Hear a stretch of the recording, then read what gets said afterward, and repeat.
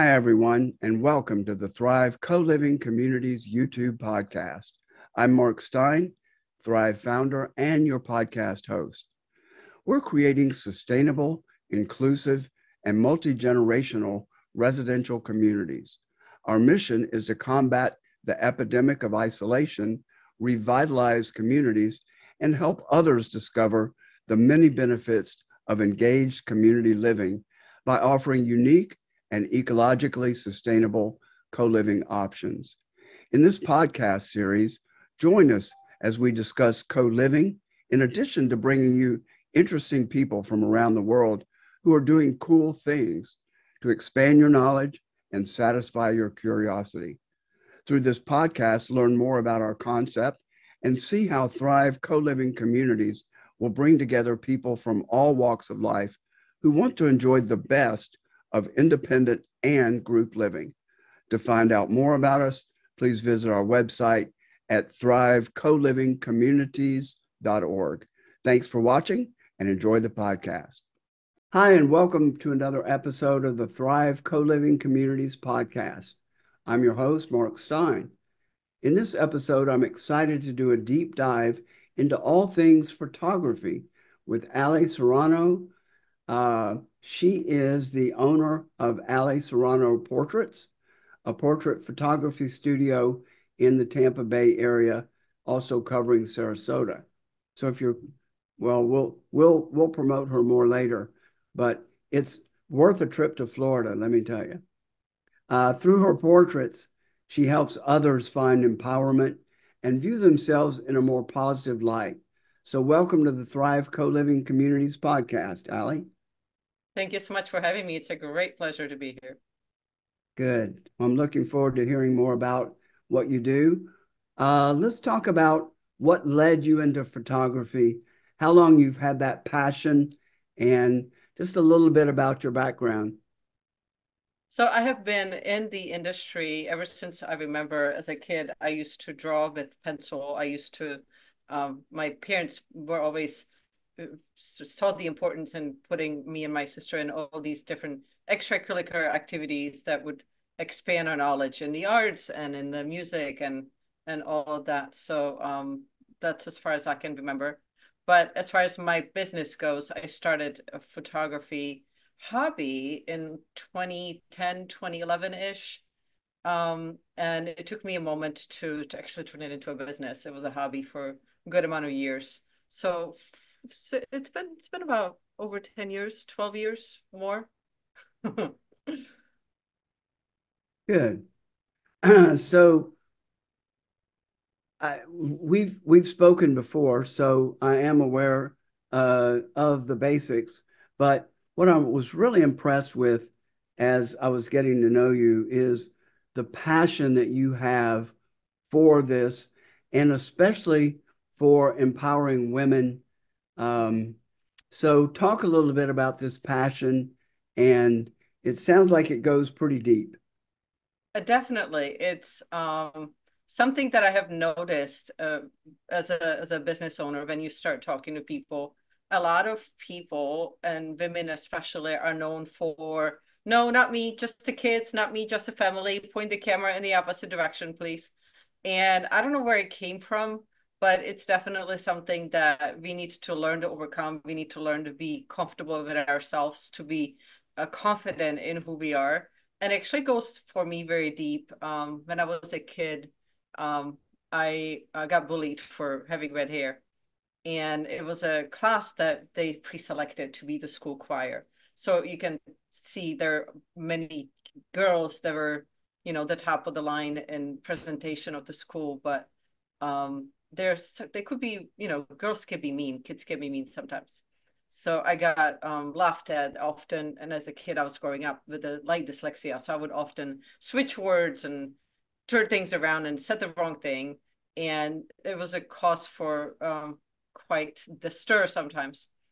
And so I learned to overcome that, and I learned to use what I thought were my biggest flaws into my biggest benefits, my biggest cause for being unique and being different. And I learned to celebrate that, and I look for that in others too. Hmm. I think everybody to some extent feels that way, but I do think that women, maybe because they are objectified from early childhood sometimes, then I think they're a little more self-conscious of body image and that sort of Yeah. thing. But nobody nobody likes their photograph or how they perceive that they look. Um, and I think it's similar for our recorded voice. Yep. Um, Now that's a little different. Well, maybe not, because you're seeing yourself, you're hearing yourself from a different perspective when you hear Hmm. it coming at you as opposed to coming from you. And Yeah. I guess it's the same thing with photography because you're you're not used to looking at yourself that way, except in the mirror in the morning. And I don't know that we pay attention to what we look like then. We don't really, and we often don't look at ourselves in a mirror. A lot of people tell me that it's been a long time since they've seen themselves, truly seen themselves. And that's kind of surprising, because if I'm not in love with who I am, how am I supposed to attract the best relationship, the right relationship, the right job, the right career, the right life path, if I am avoiding myself? Mhm. Well, I think without getting too deeply into this, I think males are judged more about their work, their accomplishments, that sort of Yeah. thing. So they Yeah. probably rely a little less on appearance. There are some exceptions where you can tell people are really There's into it. Um, there's an but exception women, on both fronts, but yeah, women are more objectified in terms of, and have been for many, many years. This is not just recent. Um, mhm, and so it's the thing that we have to we should overcome. Not have to. You don't mhm. have to do anything, but we should overcome. Yeah, and women, even those that have the most beautiful features, rarely do you find one that's a beautiful woman who's satisfied with her looks and appreciates her appearance. Do you find that to be I true? do I do find that to be true. Some of those are the hardest to please in terms of photography. Um, and it comes with the most pressure, I would say, that they're under, to remain that way. You can look at a lot of celebrities, a lot of actresses that started out being young and pretty and popular, and then as they age, they've become more beautiful, but we don't see them that way. They don't see themselves that way. Some do. Meryl Hmm. Streep is an exception to the rule.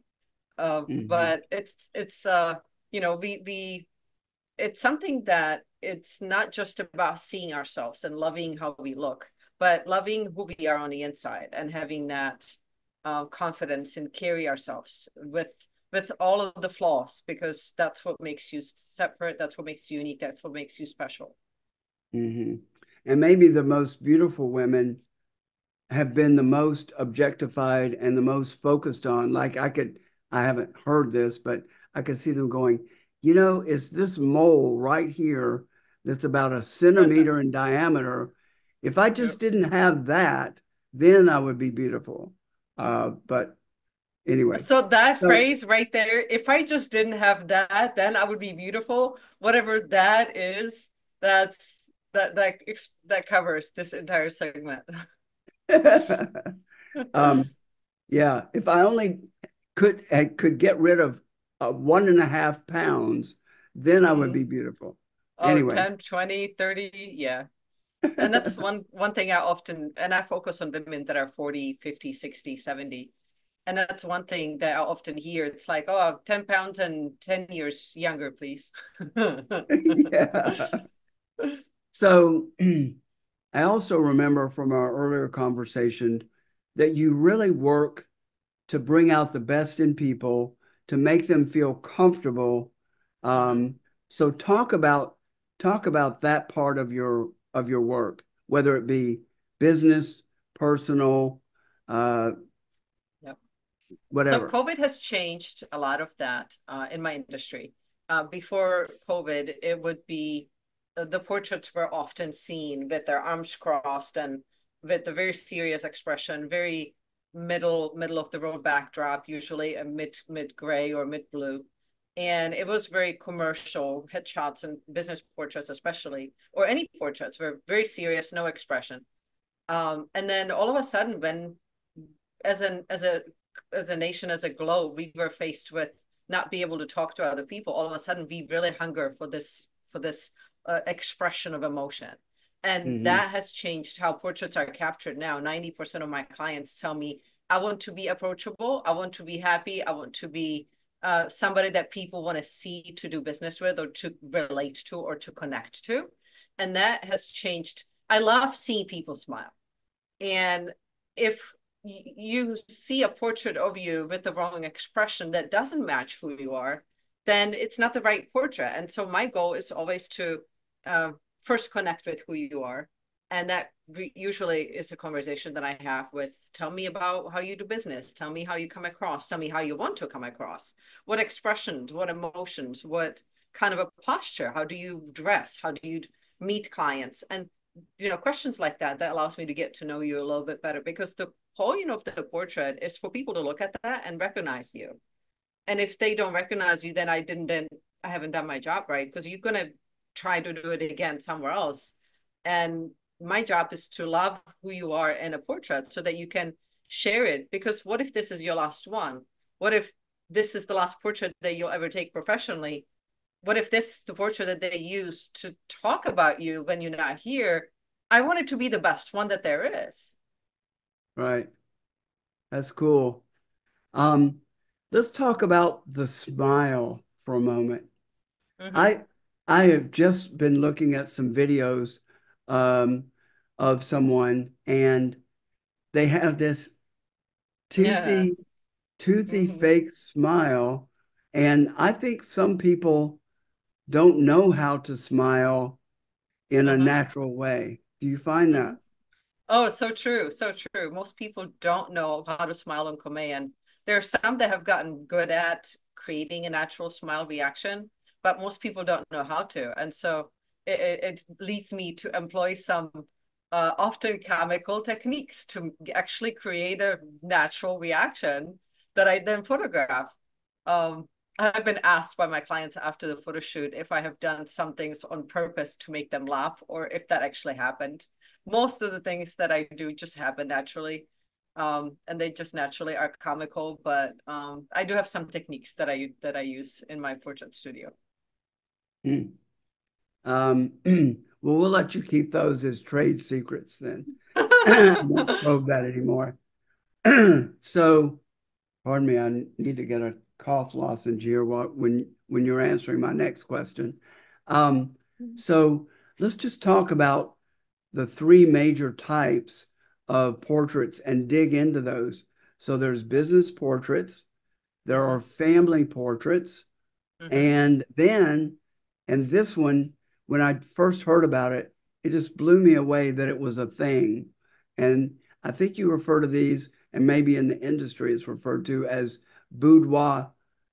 photographs. That is So correct. let's dig into each one of them: business, family, boudoir. All right. We'll start with the business. So often you hear the word headshot. No, it doesn't mean me shooting somebody's head. It's actually it's actually a term used to capture a portrait of somebody's head, an expression, a close-up of what they look like.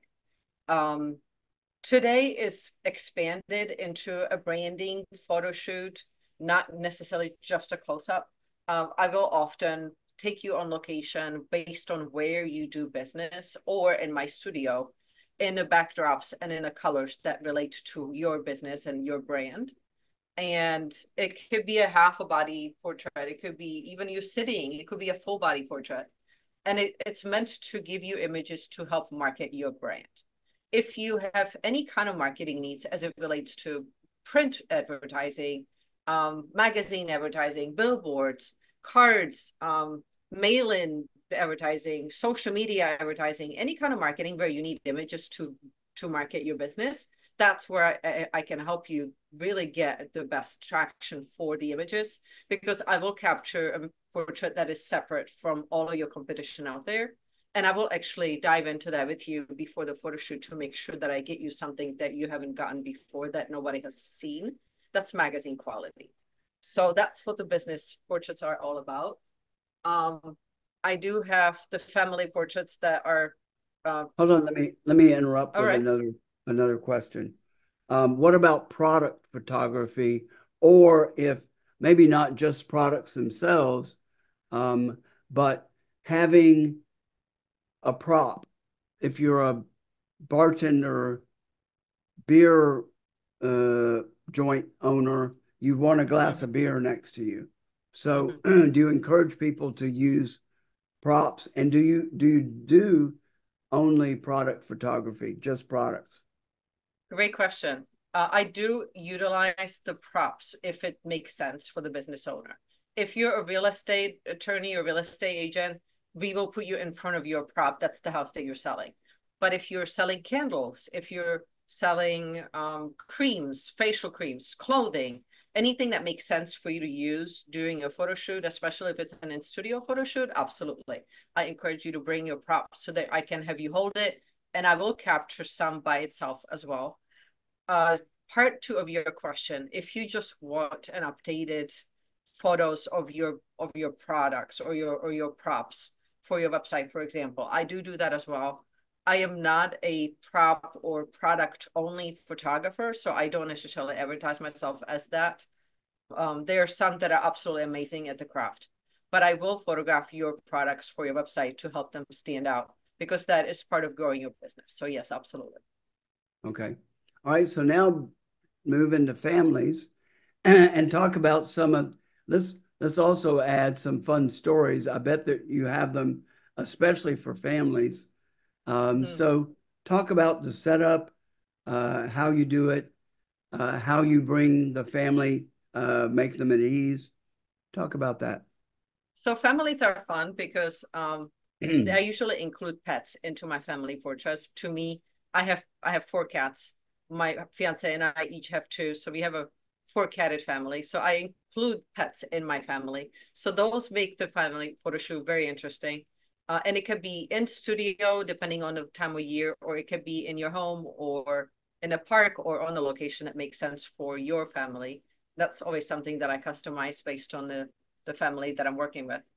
The trick with the family photo shoot is it tends to be very fast because when the kiddos are young, they tend to, same with the animals, same with our cats and dogs, it tend to only be 3 second time span for each. Kids and animals don't have a lot of patience to be photographed. So I tend to do a lot of quick shots, and usually the mom and dad are instructed to keep their composure no matter what the kiddos are doing. Ignore your kiddos. Don't worry that they're not smiling. Just keep your composure. And then what I can do later is find the best expression for each kiddo if they're facing the right way, and I can head swap and I can give you a perfect portrait. So that's usually how it works with the families, and they're so much fun. Um, Usually the time in their life when the kids are leaving their home, when they're graduating their high school, graduating their college, I do graduation portraits as well.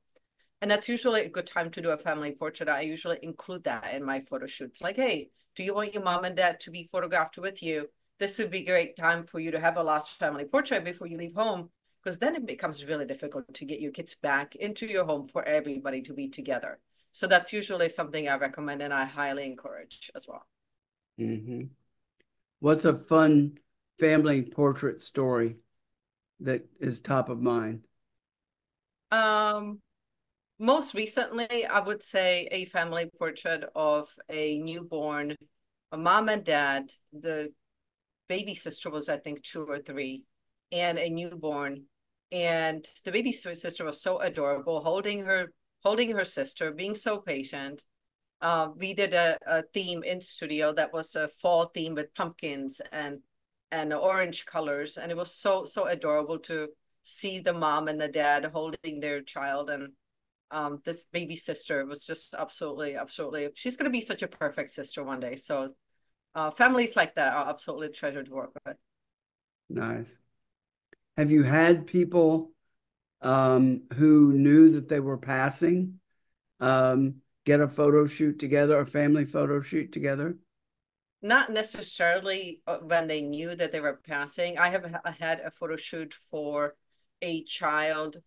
It was a boy with his brother, and the grandma joined in on the photo shoot. She's the one that got that portrait captured. He was going through a cancer treatment.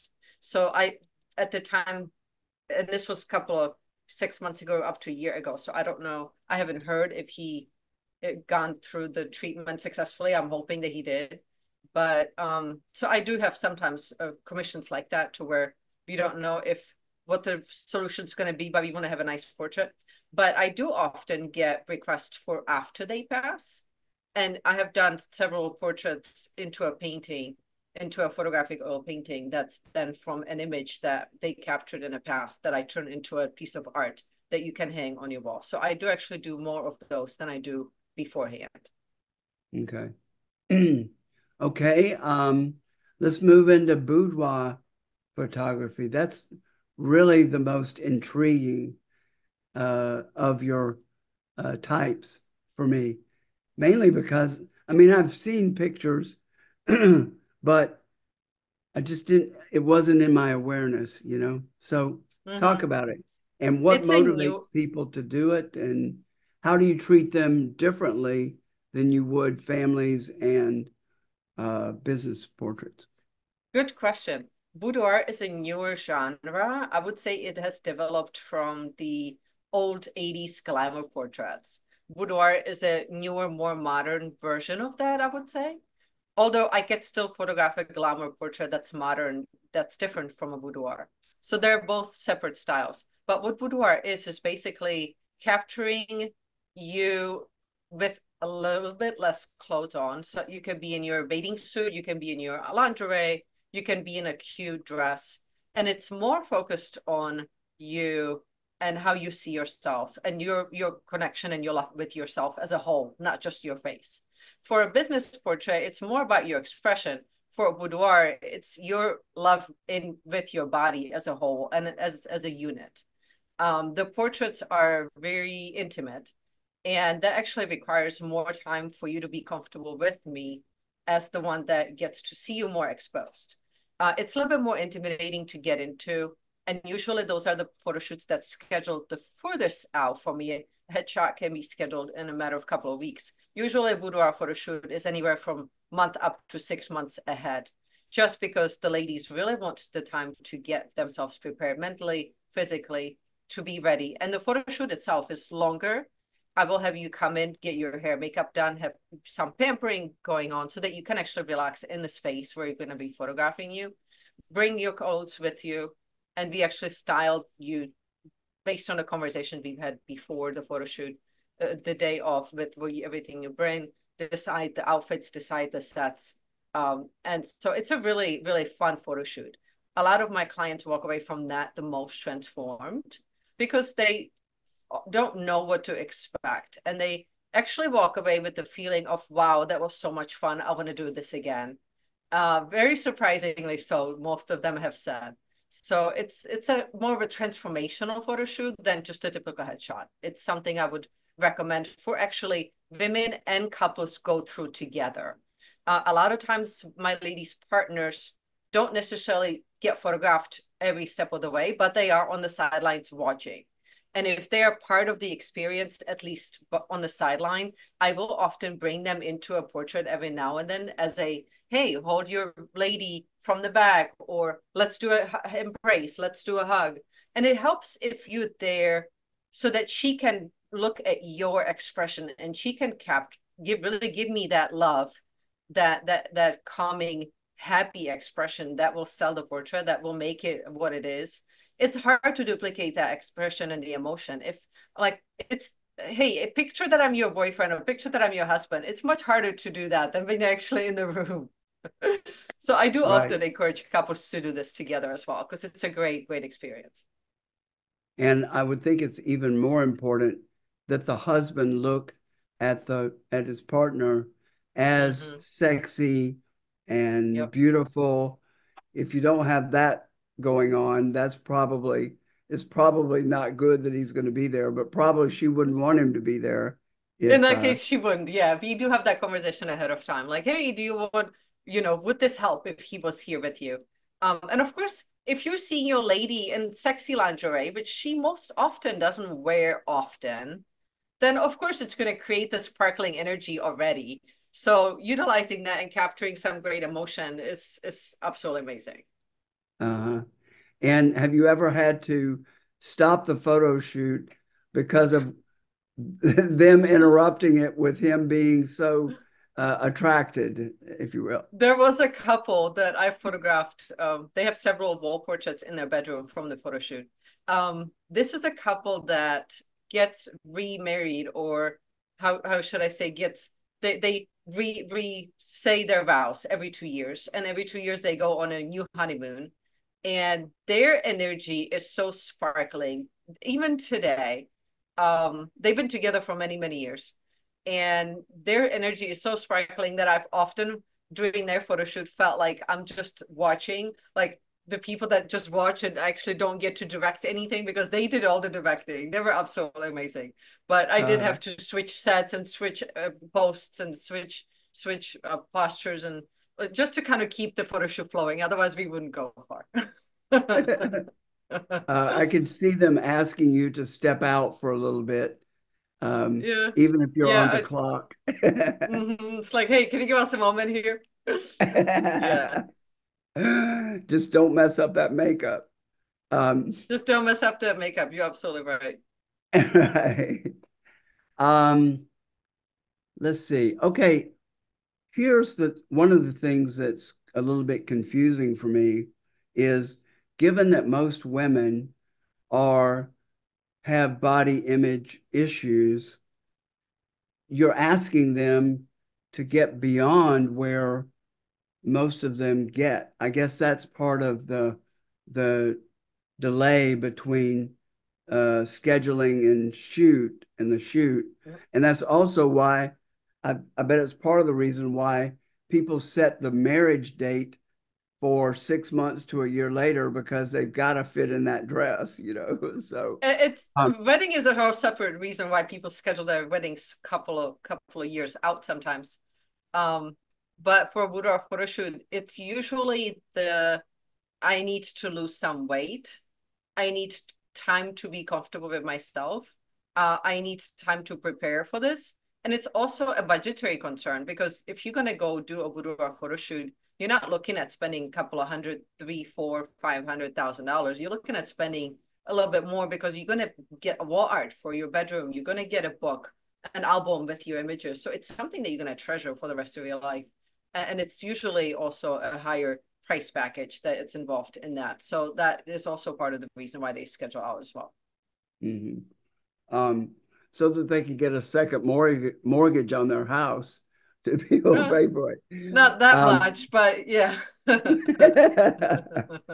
um, so how do you, I would imagine you're doing a lot of coaching with, let's just talk about women because I bet it's what, 90% women, 10% men that are Usually, getting this yeah. done. Men hate to be photographed. It's not that they don't get to, it's that they are not volunteering to be photographed.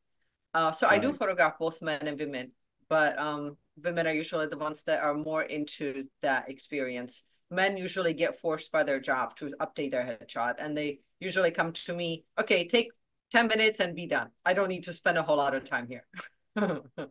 Yeah. So what extra preparation, emotional, mental preparation do you do with women? Let's just say they're there, not you talking them into doing it or Mhm. talking about doing it, but they're there. What what are the what are some of the things that you do to get them to be comfortable, get them in the mood to do this? It takes a lot So of preparation, I would think. it does take preparation of even starting with the right music that will get you into the right mood. I often ask, hey, what kind of music would relax you? What do you want to hear? And to maybe a lot of my lady clients starve themselves before the photo shoot because they want to look skinny, right? And so I have some snacks, maybe some fruit tray with cheese or crackers or something that they can snack on so that they don't get hangry. That also won't help. Yeah. Maybe having some breathing exercises even right before we get started, to where it's like, okay, breathe, let it, you know, let that breath go out, really rest into relaxing posture, and even some posing workflow to begin the actual photo shoot. Usually the first couple of frames are more for that, not necessarily for the posture for the right shot. It's more about you getting relaxed into the photo shoot. So there's many techniques that I implement. Some clients are different from others. So during the actual workflow, I've had clients that we put on some fun dancing music and we danced during a photo shoot. And it literally was, okay, dance, dance into the music and really get caught up into the emotion of dancing at the music. And then I'll stop you, correct the pose just a little bit, get the right expression, and then we keep dancing. So there are conversations that I've had with clients where we just sat, me behind the camera, you her in the front, and we have a conversation. So there are many different techniques that I've mentioned earlier that kind of contribute to the relaxing energy. And I know this one most photographers don't like to do, but it is important for me to be relaxed going in. So if you're having the worst day ever, you wrecked your car on the way to the photo shoot, you're injured, your mom is in a hospital, whatever if you're having that kind of day, please reschedule. I'd rather you come back when you're in a good and relaxed mood, because those portraits are going to show how you feel. And if you're not feeling it, if you're really feeling stressed, it's going to show. So I often reschedule photo shoots for that reason, even if it's something that other photographers would not do, because it is important for the right exposure, for the right expression, for the right feeling in the photo shoot, for that to be right. Mm-hmm. Do you do incense or candles to with their favorite scent and that sort of thing? I don't necessarily ask for what their favorite scent is, but I will put on an incense, or I have the oils that you mix together and you have that puffy from doTERRA. So I do have that, and I often find the scent that is very relaxing, that is very calming. And so I do have that as well. Yes. I would think you'd have to be a really good judge of emotional state, because if somebody's very left brain and rational, you would need to deal with them in a different way than somebody who's more emotional. Uh, I, Very much so. No, you're absolutely right on. You have to be a really good reader of character. And they often will give you clues, even during the consultation. Um, Even as early as the first thing that they start talking about. If they start talking about their business, their numbers, you know, their schedule of the day, even, those kind of things, then I know they're more on the analytical side. They're more on the number side. They're less in touch with their emotions, perhaps. They're less comfortable. They usually are more on the let's get it done. Now, if they start talking about their family, their children, their hobbies, their interests, if we're having a chat before we even get into the business of the conversation, then I know it's going to be on the other side of that spectrum. We're going to be more relaxing, taking our time with the photo shoot. I often schedule extra time for that, so that if it ends up taking a little bit longer, there's no rush, because there's no reason to be. So I do Mhm. often have to judge the character right. It probably would be beneficial to be a licensed therapist and photographer, so Yeah. you So you funny really could enough, read it. my AA in my bachelor degree, my AA degree is actually from psychology. That's something that I considered having as my bachelor degree. I switched majors midterm, but I'm an empath, so I can feel emotions, so that helps me with my job as well. And having the continued um, education on the connection side. There are different profiles, different tests that I have mastered in understanding, and be able to understand how people are ahead of time. So there's many techniques that I have in my field. It's always a continued education, like it is in yours as well. So tell us some unusual stories about the setting that somebody chose, or um, I don't know. I'm sure you've got lots of stories of unusual situations. Um, any top of mind? Not necessarily a setting. Florida, maybe I'll start with that. Originally, when I started my business, I wanted it to be very in studio, very fine art feeling. Florida is not for that. Many years ago, when I first started to develop my brand, I realized people come to Florida for two things, actually three things: sunshine, blue sky, and the palm trees. And usually they want two, if not all three, to be in the photo. So that makes it slightly different from the kind of studio I imagined I would want. But it allows me to see amazing, amazing parts of the Tampa Bay. I love to travel. So if you take me to a part of the town that I've never been to, that's absolutely stunning, then I get to capture a magazine style portrait of you. Now, as far as fun photo shoots, most recently I've had a family that this is a family of two adults, three grandparents, two dogs, and two adult boys. So this family has brought me into their home, and everybody is having full energy, not knowing what to expect. And the mom orchestrated this whole thing. She just wanted it to be fun. We did some staged sets, but during the first stage, she had everybody stand in the front, and we had a two-row portrait. And she had, and you're gonna laugh when I tell you this. She had bought a fart machine for the photo shoot. So when they all were okay, I took the first shot of the serious copy of the photo. She started in her pocket, started pushing the button, and then everybody is laughing. Everybody is looking and see who farted, who did it, and they all start laughing hysterically because they realized that she did that.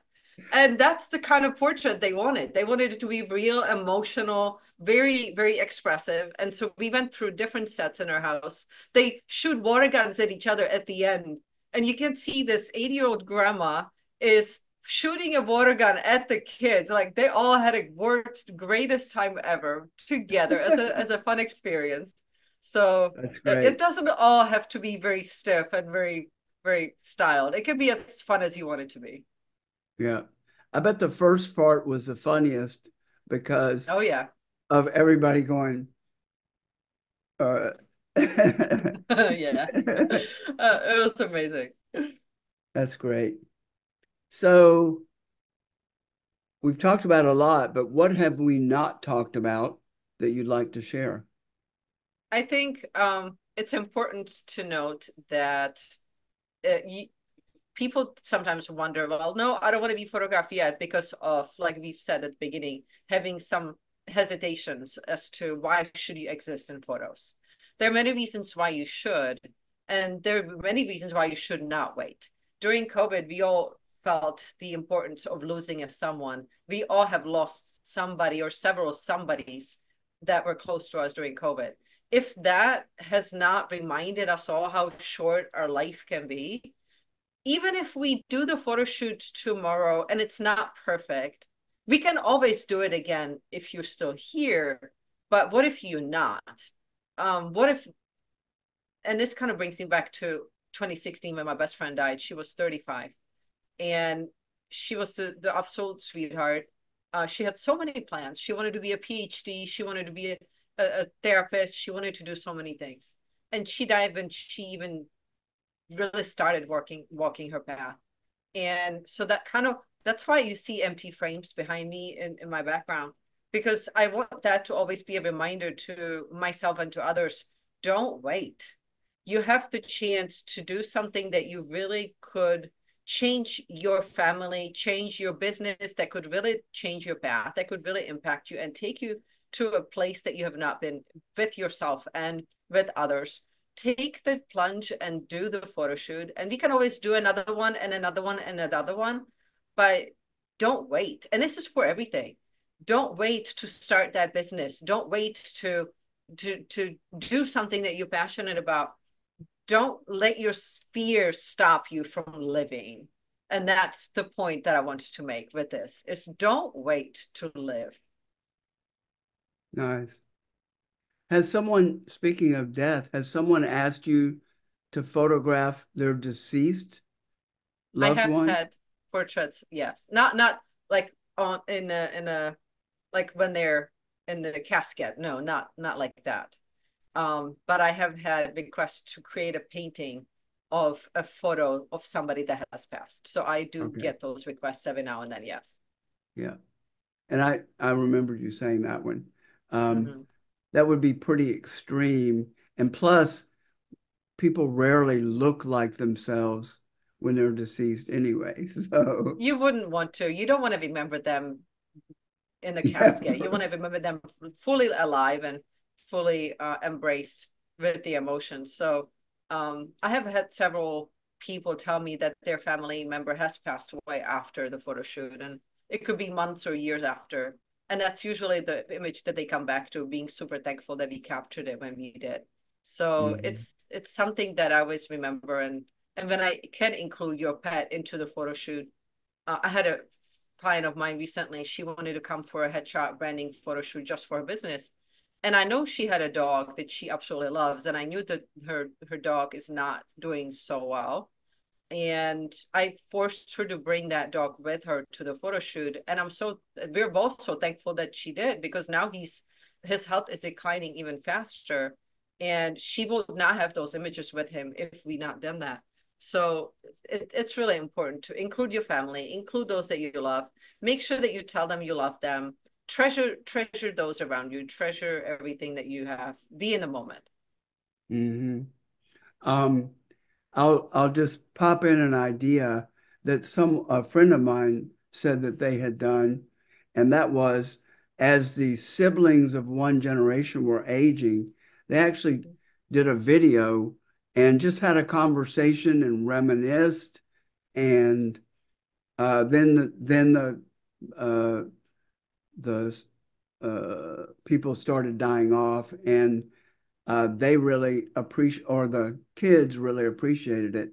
And they were at a family gathering this past Christmas, and kids, one of the grandchildren, approached the generation above them. They had done the generation above, and she said, "It's time to do the next generation." Um, Mm-hmm. so I thought that was really a great idea too. Generational portraits are so fun if you can capture two, three, even four generations. I always love those portraits because those are the most treasured for all of those generations.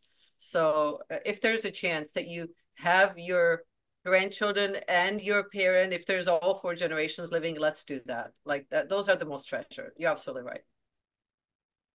So how can people get in touch with you if they're in the Tampa Bay area, or if they're coming down to Tampa Bay and want to Mhm. schedule a photo shoot? How can they best Um, contact you? Okay, So you can find me at Ali Serrano Portraits. That's ALLIESERRANO.com. I'm under the same name at my Instagram, on my Facebook, on LinkedIn, my YouTube as well. And you can also text me at 813-501-7250.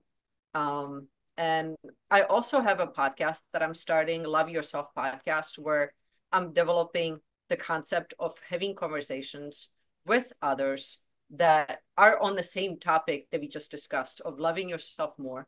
So if there's ever an interest in jumping on that, being a guest on my podcast, and this goes for you, Mark, as well, I would love to have you on mine. So that's something to look at as well. great. All right. Thanks, Allie, for being on the podcast with me today. Um, and to learn more about Allie and her portraits and her business, find her information down in the show notes below. If you'd like to learn more about Thrive Co-Living Communities, look us up at thrivecolivingcommunities.org. Um, that's without the hyphen in co-living. And be sure, if you like the episode, to like it, subscribe to it, and click the notification bell. So, Allie, thanks again for being on the podcast. Thank you so much for having me.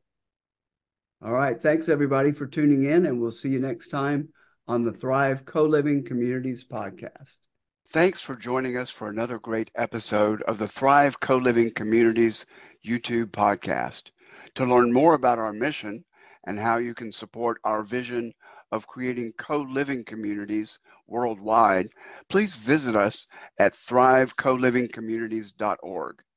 To receive advanced viewings of our podcast and other exclusive content, find us on Patreon at patreon.com/Thrive Co-Living Communities. You can also learn more ways to support our mission in the show notes below. Amazon Smile, GoFundMe, Kroger, and our own Thrive Gear store, where you can buy t-shirts, hats, and many other items. Thanks again for tuning in, and we'll look forward to seeing you again soon.